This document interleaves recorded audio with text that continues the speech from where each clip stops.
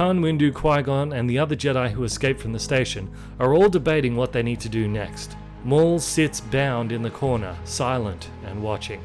Windu slams a hand down on the table, quieting the room. It doesn't matter. None of that matters. The only thing that does matter is Palpatine will soon be able to reach whatever he's looking for under the temple. And we need to be there when he comes out. It's true. With or without Yoda, we have to take the opportunity. We don't have time to search for Yoda or any other survivors, lest the chance pass us by. If Yoda is still alive, he will make his way to the temple as well. That was our plan, after all. Everyone nods. Then we set course for Coruscant, and may the Force be with us all. The 20 or so other Jedis in the room disperse, and Qui-Gon turns to Windu. You need to calm your mind and gather your strength. If you go into battle unbalanced, you could end up dead, or even worse. Windu reluctantly nods, and turns to look at Maul in the corner. I'll take the first shift guarding him.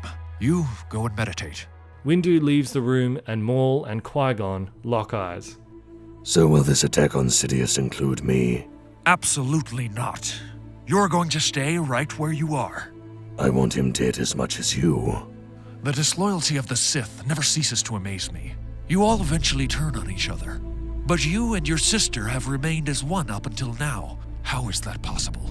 Maul's stare hardens. Wouldn't you like to know? I would. He leans back casually. All right. Sidious took both of us as infants and trained us together.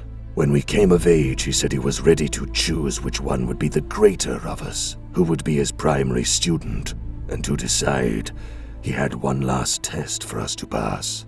Which was? To duel. He wanted us to fight to the death. The survivor would be his apprentice.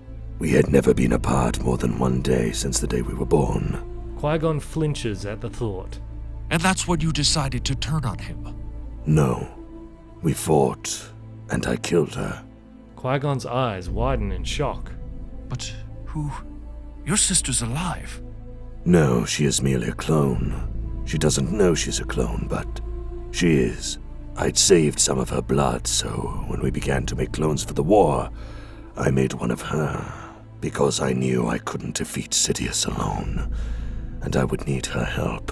By the time Sidious found out, the war was already underway, and the clone armies were loyal to me.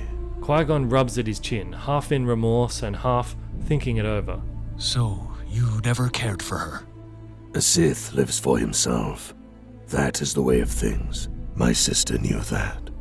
Strange, because if you needed someone to help you defeat Sidious, you could have cloned yourself. But you didn't. You cloned her. Maul hunches back over and lowers his gaze to the floor. Very strange indeed.